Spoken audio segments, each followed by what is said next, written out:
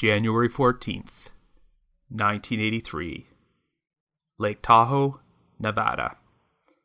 62-year-old Terri McClure attends the wedding of her son Tim, but after leaving, she does not return home. 3 days later, Terri is found shot to death inside her parked car. The investigation soon zeroes in on Tim McClure as the prime suspect because of some strange inconsistencies in his story. After 9 years, Tim is finally charged with his mother's murder, but the end result only opens up more unanswered questions. After that, the trail went cold.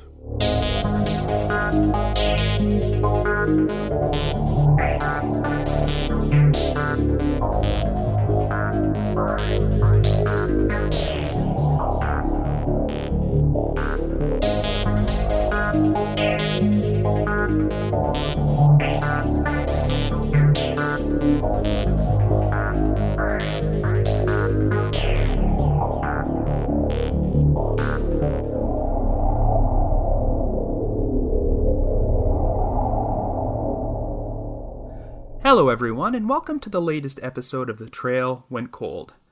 I'm your host Robin Warder, and today I am going to be covering one of the most controversial, highly requested cases ever featured on Unsolved Mysteries, the 1983 murder of Terri McClure. On every episode, you're always hearing me make mention of the Unsolved Mysteries message board at the Sitcoms Online forum, as I've been a regular poster there for years. Well, you're not going to find a more hotly debated mystery at that forum than this one. At the time I'm recording this, the main thread about this case is over 80 pages long, and it is currently the third longest thread there. And I just find that so interesting. This isn't an overly complicated case, and there's very little information available about it outside of the 12-minute Unsolved Mystery segment. But the main reason this case is discussed so much is because of the victim's son, Tim McClure, who was the prime suspect in the murder and might be the most polarizing figure to ever appear on Unsolved Mysteries. Tim personally contacted the Unsolved Mysteries telecenter to request that the show cover his mother's case. He also agreed to be interviewed on camera and came across as an interesting individual, to say the least.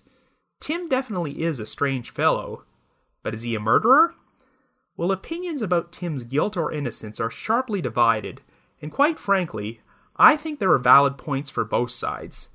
This also happens to be a case where a lot of very important key details have never been released publicly. So this is one episode where I will be inviting any listeners who have inside knowledge about this case to contact me, because I have a lot of questions. But before we get started, let's get some business out of the way first. Just a quick reminder that The Trail Went Cold is a weekly podcast which alternates between our regular full-length episodes like this one and shorter minisodes. We deliver either a new full-length episode or a new minisode every Wednesday. We're currently available for download on several platforms, including iTunes, Stitcher, and Google Play Music. So if you like this podcast, be sure to subscribe to it and leave us a rating or a review. The Trail Went Cold also has its own PayPal account and a donate button on the website. If there's anyone out there who wants to make a donation, we would greatly appreciate it, and we'll be sure to give you a shout out on a future episode. We've actually got a couple of very generous new donors this week, including Jonathan and Adam, and also Carrie, who has signed up for recurring monthly donations. So thank you so much, guys. And just another reminder that I will be appearing at CrimeCon at the JW Marriott Hotel in Indianapolis from June 9th to the 11th. The Trail Went Cold will be represented on Podcast Row alongside the best true crime podcasters in the business. So if any of you listeners are attending, I would love to meet you in person.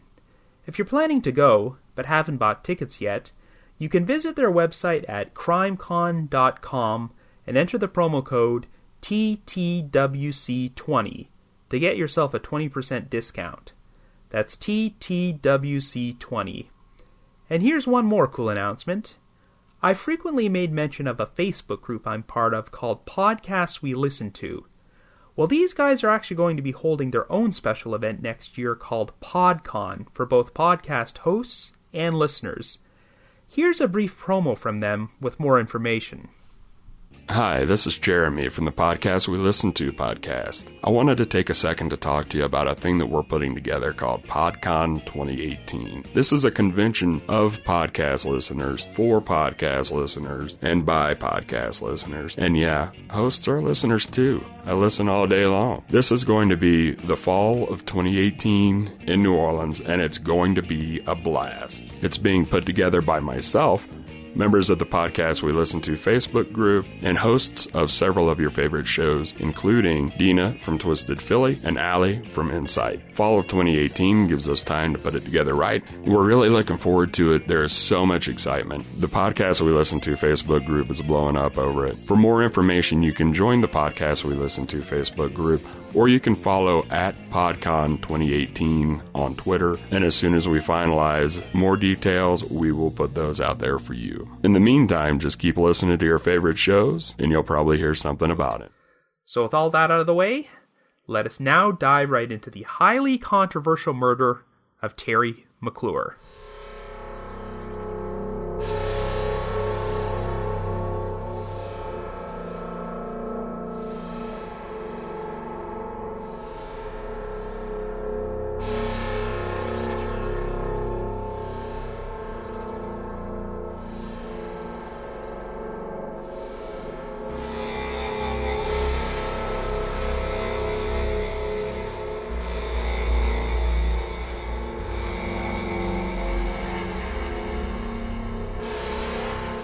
Our story begins in Nevada in 1983.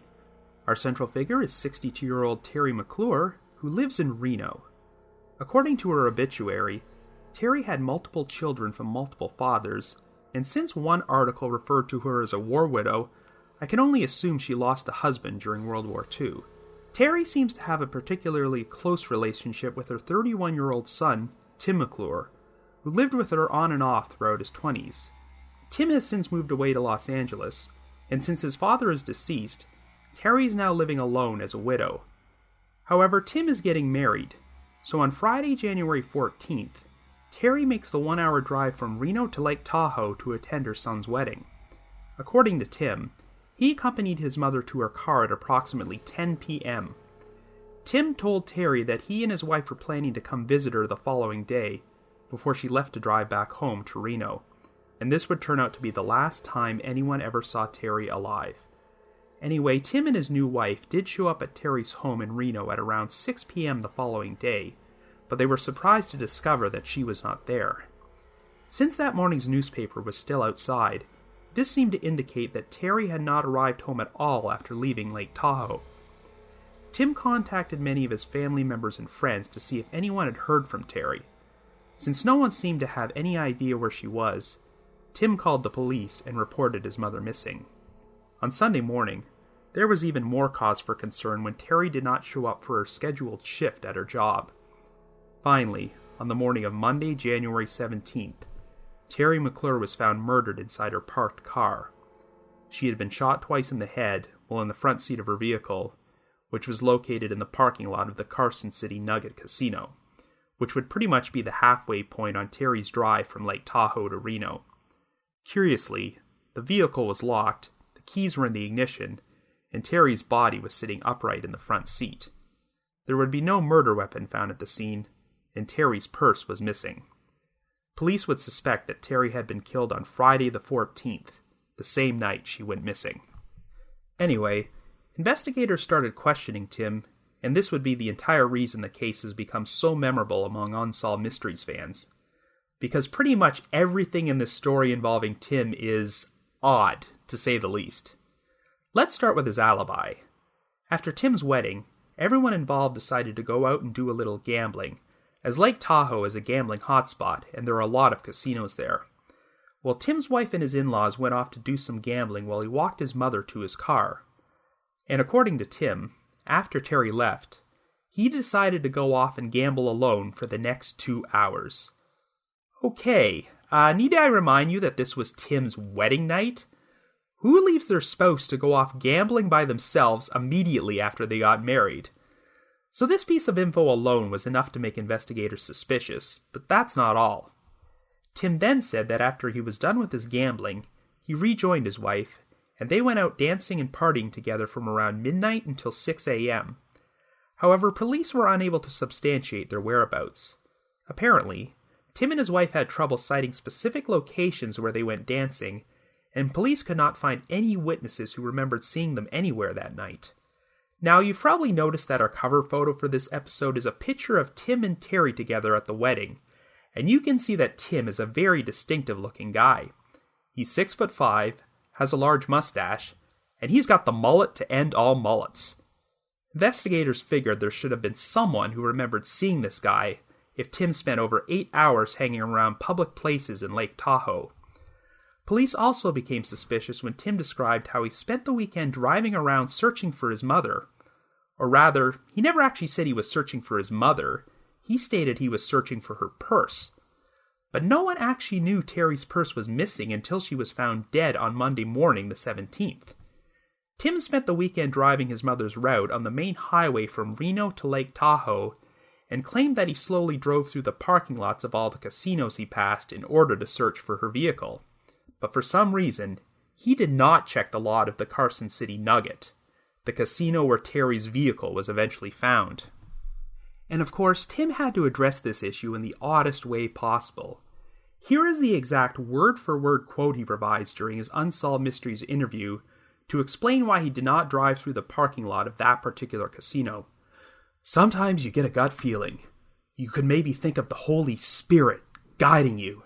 There was perhaps a feeling of keeping me away from there to save me from finding her. I thank God I didn't find her. It would have destroyed me to find her." Now, these inconsistencies in Tim's story are strange, but hardly damning. However, the next piece of suspicious evidence investigators uncovered was a real doozy. They learned that Tim had called a credit card company to cancel one of his mother's cards on Friday, January the 14th, before his mother disappeared. The company even provided a memo in which the representative who spoke to Tim on the phone wrote down January 14th as the date of the call, and she also wrote that Tim had mentioned that his mother was deceased. However, Tim claimed he actually made the phone call on Monday, January 17th, and did so because he could not find his mother's purse or credit cards. He maintained that the credit card representative was mistaken and accidentally wrote down the wrong date.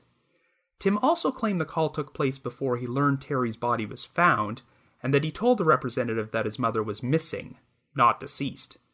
Well, whatever the real truth was, this inconsistency was enough to prompt investigators to zero in on Tim as the prime suspect in the murder, so they started looking for a potential motive.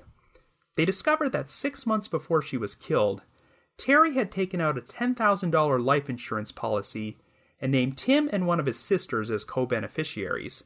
And after splitting the money with his sister, Tim's cut would have come out to $5,000. Of course, Tim was absolutely appalled by the idea that he'd murder his own mother for $5,000. So police asked both him and his wife to take a polygraph test, and the results indicated deception from both of them. Tim apparently flunked the test in a big way, but interestingly enough, the polygraph only showed deception from his wife when they asked her one question: "Do you know who murdered Terri McClure?" Overall, investigators believed they had built up a strong enough circumstantial case to charge Tim with his mother's murder, but the Nevada District Attorney did not believe the evidence was sufficient enough to make an arrest. So the case came to a complete standstill for the next 6 years, until Tim heard about a very popular new television show called Unsolved Mysteries, which had a toll-free number you could call to contact them. Even though the Unsolved Mysteries telecenter was mostly used by viewers to phone in tips, Tim took the unusual step of calling the number to ask the show if they would feature his mother's case. They said yes, and the episode wound up airing in April of 1989. And needless to say, Tim came off as really awkward, jittery, and nervous during his interview. Now, I don't want to mock a guy just because he's different, but there are some pretty surreal moments during this segment. You probably know that Unsolved Mysteries always filmed reenactments of the events in their stories. Tim actually played himself during all of the reenactments involving him, which might sound unusual, but during the early seasons of Unsolved Mysteries, it actually wasn't uncommon to see the real people from the cases playing themselves. It just gave the show an extra feeling of authenticity. However, Tim appears in one reenactment where he escorts an actress playing his mother to her car on the night of his wedding, and he plays the scene wearing a tuxedo with blue jeans and white tennis shoes. Okay, so maybe that scene is accurate, and Tim really did wear jeans and tennis shoes when he got married. I won't judge him for that. But I've always found it so bizarre that he would dress like that on national television in front of millions of people while acting out a scene with a woman portraying his mother, whom he was suspected of murdering. If Tim was actually guilty, then that's pretty messed up. Anyway, Tim hoped that getting his mother's case on Unsolved Mysteries would lead to someone providing information which would help clear his name. But this whole strategy kind of backfired on him. All this extra exposure seemed to reignite the investigation, and in September of 1992, Tim McClure was finally arrested for his mother's murder. And let me tell you, I am damn curious as to why. All I know is that airing this case on Unsolved Mysteries somehow opened the door to new evidence being uncovered which prompted investigators to make an arrest, though it seems like the evidence was still very circumstantial. I uncovered a few newspaper articles about all this, but they didn't reveal much in the way of information. One of them stated that Tim had his bail revoked because a sheriff's deputy who was transporting him to court apparently heard Tim say something which caused concern. What I do know for certain is that Tim and his wife were no longer together at this point. And I'm sure it must come as a complete shock to you that a marriage where the groom went gambling alone on their wedding night didn't work out.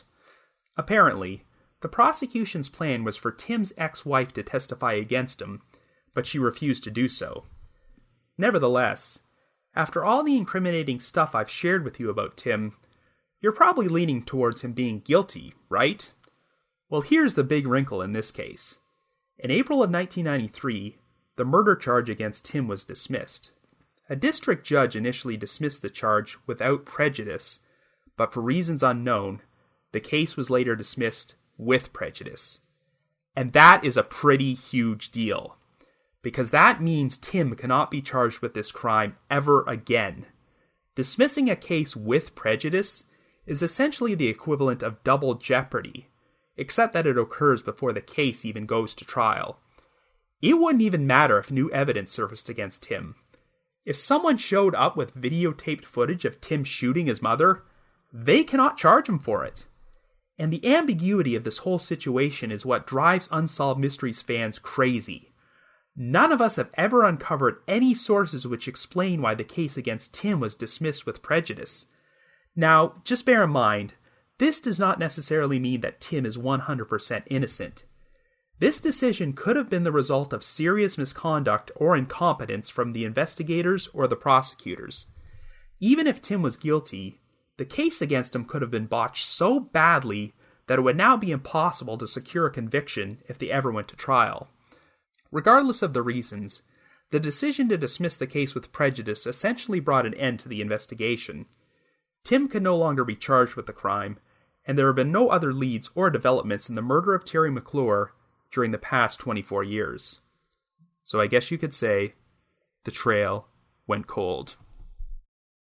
So, how does one explain the fascination that Unsolved Mysteries fans have with this particular case? Well, if you've never seen this segment, it is currently available for viewing on Amazon Prime. Just look up Unsolved Mysteries Season 1, Episode 22. You really do need to see the segment for yourself, as I don't think this case would be discussed as much as it is if Tim McClure wasn't such an enigma. Unsolved Mysteries had its fair share of interviewees who were suspects in an unsolved murder and disappearance. They agreed to appear on camera to proclaim their innocence, but a lot of the time, they came off really badly, and it wasn't hard to believe they might be guilty. But Tim McClure, I'm just not sure what to make of him. He's definitely a strange guy, and there is compelling circumstantial evidence against him, but on the surface, it's hard to visualize him being a murderer. You would have to be a pretty sadistic, cold-blooded individual to shoot your own mother in the head on your wedding night. While Tim comes across as awkward and nervous, he doesn't seem like a psychopath, which you would probably have to be in order to commit a crime like this. But of course, you should never judge a person's guilt or innocence based solely on how they come across in an interview.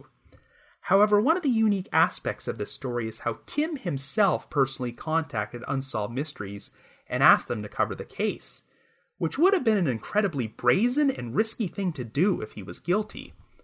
Let's put it this way. The case had gone cold for years, and even though investigators had made one attempt to charge Tim with murder, they clearly could not find enough evidence to build a case against him. During the segment, Robert Stack states that police questioned Tim's family and friends, and they said that they believed he would never have done anything to harm his mother. So I'm not sure if the stigma of being a murder suspect was having a direct negative impact on Tim's life. Remember, this was the pre-internet age, so you just couldn't type Tim McClure's name into Google and find out he was accused of killing his mother. At the time, only a handful of people would have known about this, but by volunteering to put his story out there on Unsolved Mysteries, Tim ensured that millions of people would find out he was suspected of a heinous crime. Of course, psychopaths will do things like this. As an example, just look at Robert Durst. Here's a guy who was suspected of an unsolved disappearance, an unsolved murder, and was able to get himself acquitted of another murder by claiming self-defense. Yet even after getting away with all this, Durst approached a filmmaker and agreed to appear in a documentary series about his life. The end result was The Jinx, and as you probably know, this led to new evidence being uncovered which got Durst charged with murder. And while it took 3 years, the same thing essentially happened to Tim McClure, as the Unsolved Mystery segment apparently paved the way to new evidence being discovered which got Tim arrested for his mother's murder. However, the key difference is that Robert Durst is a narcissistic sociopath who had gotten away with everything in his life because of his wealth, and he probably thought he could do so again. Well, Tim McClure is certainly not a wealthy man. For all we know, he could be a narcissistic sociopath, but I always got a feeling of naivete from him more than anything. I mean, it could be an act, but during his interview, Tim gives off all these gee whiz, aw shucks type of reactions when addressing the evidence against him. Oh, I don't know how in the world that happened. That's one of the strangest things I've ever heard. When Tim discusses the first time he was questioned by police and how they asked if he wanted his attorney present, his reaction is basically, why do I need an attorney? I don't know why they'd consider me a suspect. Well, I'm willing to bet that Tim did not consult an attorney before he contacted Unsolved Mysteries, as I'm sure they would have strongly advised him against it. You could interpret Tim's decision to go on the show as a sign of innocence, but you could also interpret it another way. At times, he does seem more focused on clearing his name rather than find out who actually killed his mother. The segment displays a photo of Tim on his wedding night because he hoped someone watching might have remembered seeing him and could corroborate his alibi. However, given that 6 years had passed, the odds of that happening were pretty slim. It also seems strange that even though Tim's friends and family supposedly thought he was innocent, none of them actually appeared on the show to defend him. But still, if Tim hadn't agreed to be interviewed in the first place, he probably never would have been arrested 3 years later. So if he was guilty, he'd have to be incredibly arrogant or incredibly stupid. So let's look at the evidence against him and start with his alibi on the night of the murder. Yes, it's certainly odd that a guy would go gambling alone for 2 hours on his wedding night, but some of the info about the events from this night is murky. Now, I don't know how accurate the Unsolved Mysteries reenactment was, but from what I can tell, this was a pretty small ceremony, and the only people in attendance were Terri McClure and the parents of Tim's wife. The impression I got from the detective interviewed during the segment was that there were issues with the alibis of both Tim and his wife. The segment says that after he finished gambling, Tim rejoined his wife, but it does not specify if his in-laws were still there, or if they had already gone home by that point. I cannot account for the whereabouts of Tim's in-laws, but it sounds like he and his wife went out dancing and partying together from midnight until 6 a.m., but police had a really hard time substantiating their whereabouts. There are too many unanswered questions about Tim's wife for me to form a solid opinion about the veracity of their alibis, but I'll revisit this topic in a little while. I will say that even though Tim is a very distinctive-looking guy who would stand out in a crowd, I don't find it too damning if police couldn't find any witnesses who remembered seeing him that night. I briefly touched upon this in my episode about the Gene Moore case, where police also had trouble finding witnesses who could remember seeing a particular person in a casino and resort town. Like I said then, thousands of people pass through gambling hotspots like Lake Tahoe every day, And inside casinos, folks are often going to be so focused on their gambling that they might not take note of the other faces in the building. So if Tim was gambling alone for 2 hours and not doing anything to attract attention, I don't find it too implausible that no one recalled seeing him. Another thing which made police suspicious was Tim's claims that he spent the weekend driving along his mother's route searching for her purse, which he shouldn't have known was missing by that point. Tim claimed his sister put the idea in his head that maybe someone had commandeered Terri's vehicle and stolen her purse at the same time. And I'm actually going to give Tim a pass on this one, as I do believe the police may have misinterpreted his words or twisted them around a bit. Just because he was looking for his mother's purse does not mean he wasn't also looking for his mother and her vehicle at the same time. And hey, on last week's minisode, I just covered the disappearance of Elizabeth Campbell, a missing woman whose purse was found 200 miles from where she was last seen. Someone could have easily robbed and murdered Terri and decided to dispose of her purse at another location once they took out her money and valuables. If Tim was driving down the highway and glancing out the window to see if any purses were lying at the side of the road, I wouldn't find that too unusual. Terri's purse wasn't found, so we'll probably never know what actually happened to it. Now, Tim's story about checking every casino parking lot except the one where Terri was eventually found, he may have done a lot to raise police's suspicions on that one. If Tim simply said, "Well, I guess I just happened to miss this particular lot by accident," that would be one thing. But when he starts saying stuff like, "Oh, I guess the Holy Spirit guided me and prevented me from finding my mother's body," then I can totally see why investigators might start rolling their eyes. That being said, if he were guilty, I don't know why Tim would go through this charade of searching through all these parking lots and intentionally missing the one where Terri was at. It doesn't seem to serve much purpose. You'll find so many documented cases where the murderer happened to discover their victim's body because they thought it made them look less suspicious. So if Tim committed this murder, I'm not sure why he wouldn't just do the same. That said, I really can't form a solid opinion on this situation because I still have a few unanswered questions. Most importantly, was Terri's car really parked in that lot for the entire weekend with her body inside? Investigators seem pretty certain she was murdered on the evening of Friday the 14th, but assuming she was shot at that exact location, could nearly 3 whole days pass before someone noticed there was a dead woman sitting upright in the front seat with 2 gunshot wounds in her head? I mean, this wasn't a deserted lot. It was located right in front of a casino. I know people who go gambling are sometimes in their own little world, but how could you miss something like that? So I don't know if Terri could have been killed elsewhere and if someone planted the vehicle there shortly before she was found. The circumstances of the crime are very strange because the keys were in the ignition, but the doors were locked. However, there are 2 key details from the Unsolved Mysteries reenactment of the crime scene which have never been confirmed by any official sources, so I'm not sure if they're accurate or not. Number 1. The driver's side window of Terri's car was rolled down, meaning she could have been shot inside the locked vehicle. And number 2, Terri's body was shown with a pillow behind her head.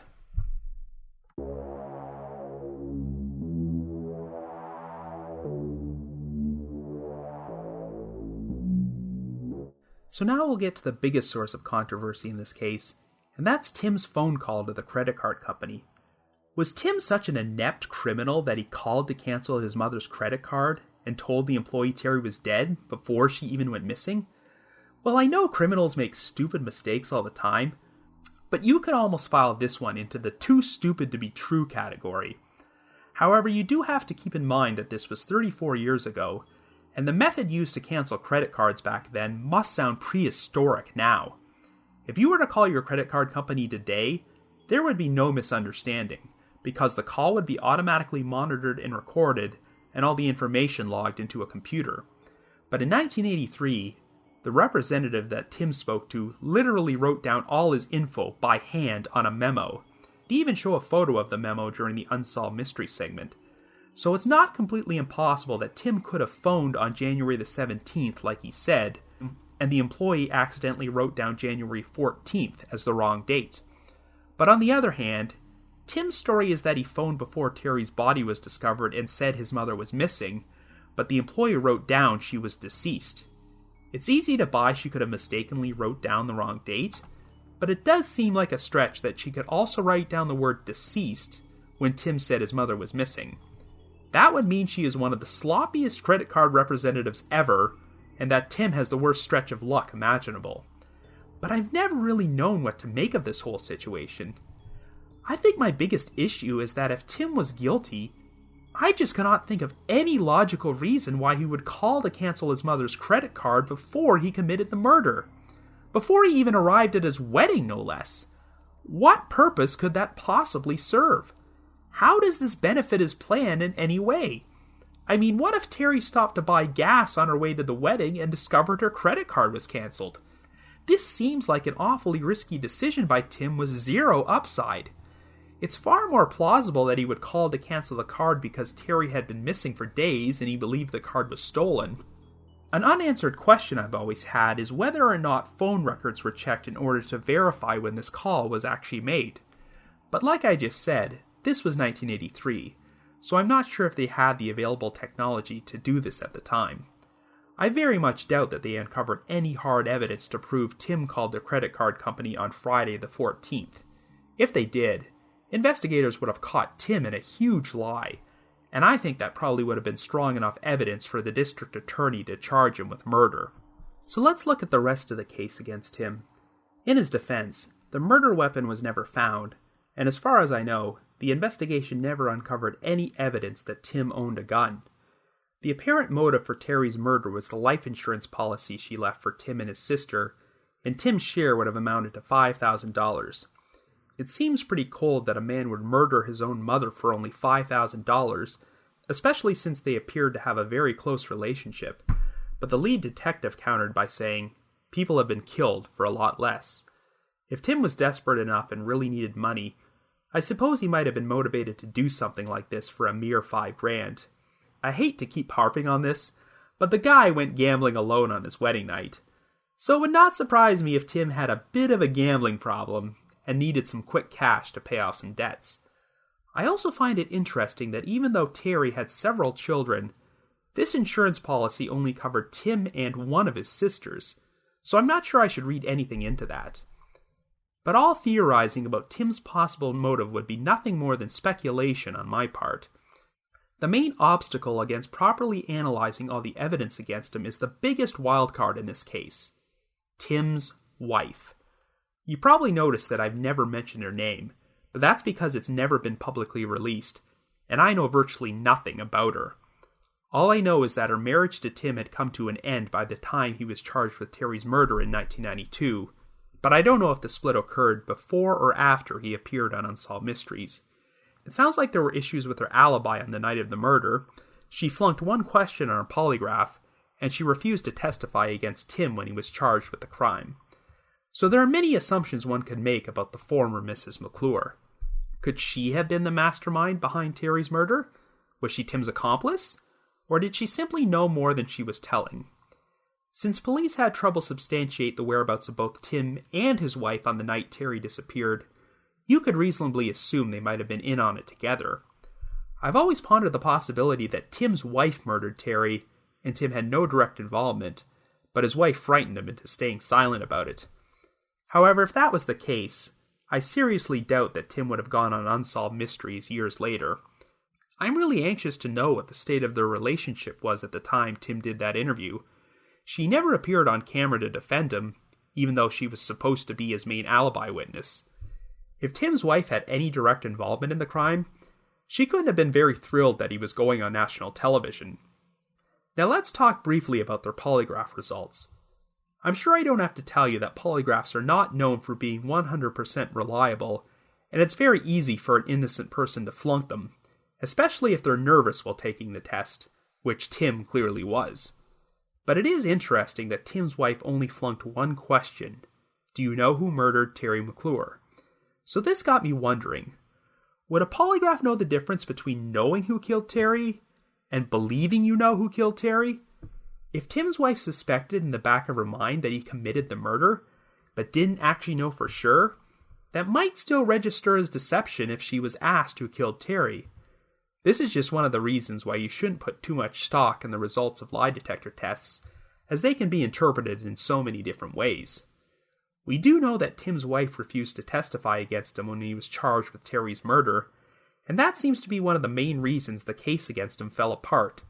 You could interpret this as her not wanting to say anything to incriminate herself, but if she had done something wrong, I don't see why the prosecution wouldn't have offered her immunity or cut her a deal in exchange for her testimony. Since the marriage was over, there is really no reason for her to protect Tim, except if she actually committed the murder herself, or she legitimately didn't know anything. And ultimately, this is why I'm desperate to know why the murder charge against Tim was dismissed with prejudice. Does this imply that the people in charge crossed the line and committed some serious misconduct? Did they try and pressure a legitimately innocent woman into perjuring herself in order to incriminate her ex-husband? There are just so many unanswered questions here. For instance, after Tim was arrested, why was his bail suddenly revoked over comments a deputy supposedly heard him say during transport? Unless Tim flat out said, "I murdered my mother," or "I'm planning to skip the country once they bail me out," this seems like a pretty extreme reaction. I do have to wonder if the investigators on this case had it in for Tim because they couldn't compile enough evidence to charge him with the murder for 6 years, and then he suddenly goes on television and essentially accuses them of having tunnel vision. This is why it's not unbelievable to me that someone might have wanted to convict Tim by any means necessary, though I don't want to flat out accuse anyone of misconduct without knowing any information about the circumstances. But I will say that dismissing a murder charge with prejudice is very rare, and that decision is only made under the most extreme circumstances. Out of curiosity, I did some Googling to find some other examples of murder cases which were dismissed with prejudice, and there are a variety of reasons why these happened. Some of them were because of prosecutorial misconduct, some were because the state violated the defendant's right to a speedy trial, and there were others in which the so-called murder turned out to be nothing more than an accident or the result of natural causes. Obviously, some of these reasons wouldn't apply to Tim McClure's case, but something really out of the ordinary had to have happened if a decision was made to close the door on ever prosecuting him again.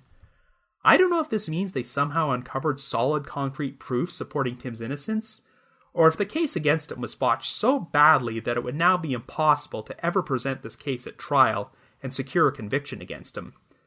But of course, another big question here is, if Terri McClure wasn't murdered by her son or daughter-in-law, then who could have actually been responsible?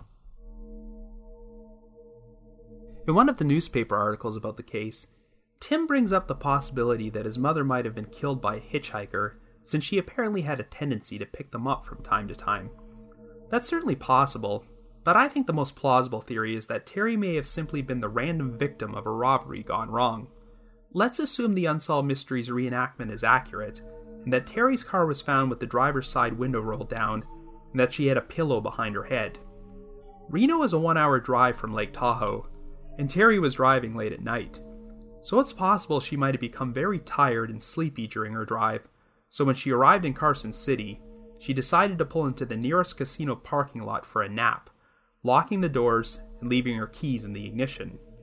However, some perp going through the lot notices a vulnerable elderly woman sleeping in the front seat of her car, and since her purse is visible, they decide this would be an ideal opportunity for a robbery.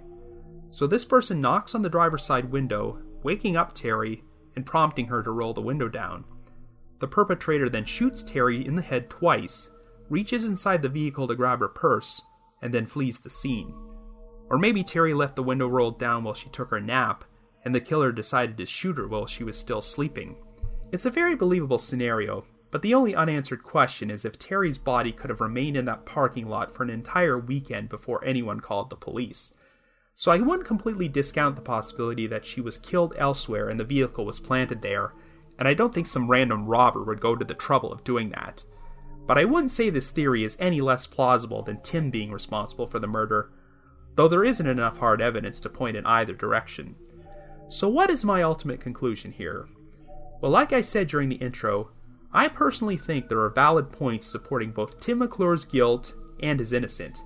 I cannot provide a definitive answer to this question, since there are very important pieces of information that I am not privy to, but my gut feeling tells me that Tim didn't do this. Yes, on the surface, there is some suspicious stuff which seems to point to his guilt, But look at it this way. If Tim committed the crime, he has got to be one of the dumbest criminals who's ever gotten away with murder for over 30 years. Think about the weird contradictions here. This guy is dumb enough to cancel his mother's credit card several hours before he murders her, yet he's smart enough to obtain a murder weapon and get rid of it without leaving any paper trail, and he manages to shoot his mother or plant her body in a public casino parking lot without anybody seeing anything. I can't really explain it. I don't know what it is, but whenever I see Tim interviewed, I just don't get a murderer vibe from him. He's definitely an odd individual, but I still detect an air of sincerity when he's talking about how much he loved his mother. And after getting away with this crime for 6 years, I just can't fathom why he'd contact Unsolved Mysteries, put himself out there on national television, and rejuvenate the investigation unless he legitimately wanted this case to be solved. I subscribe to the theory that Terri was probably just in the wrong place at the wrong time and was shot by some random killer who wanted to steal her purse. All that being said, my ruling on Tim McClure's innocence is a very tentative one, and I could easily change my mind if I heard the full story. I would really like to know what new evidence compelled investigators to charge Tim with murder 9 years after the fact, and what motivated the decision to dismiss the charge with prejudice, assuring that Tim will never ever be prosecuted for this crime again.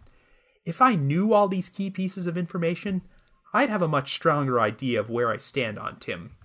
So if there is anybody out there with inside knowledge of this case who can answer all these questions I have, please get in touch with me.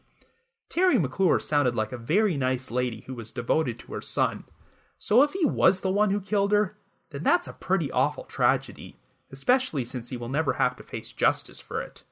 But if Tim was innocent all along, then there are 2 victims in this case, as he had to suffer the ordeal of losing his mother, and then spend the next decade of his life being unjustly accused of murder.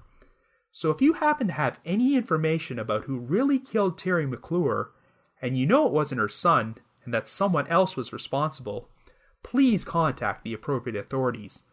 But if you just have your own thoughts about what happened, feel free to leave me a comment or send me an email at robin.warder@icloud.com.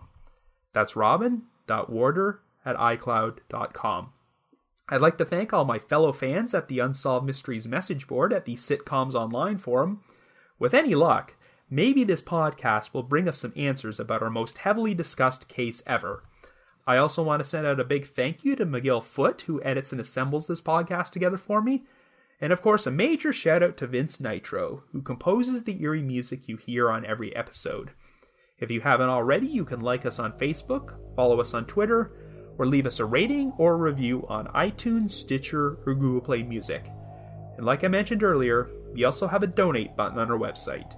So if you're feeling generous and want to express your appreciation for all the hard work we put into this podcast, we'd be extremely grateful. So have yourself a good week, and join us next Wednesday for a brand new mini-sode of The Trail Went Cold.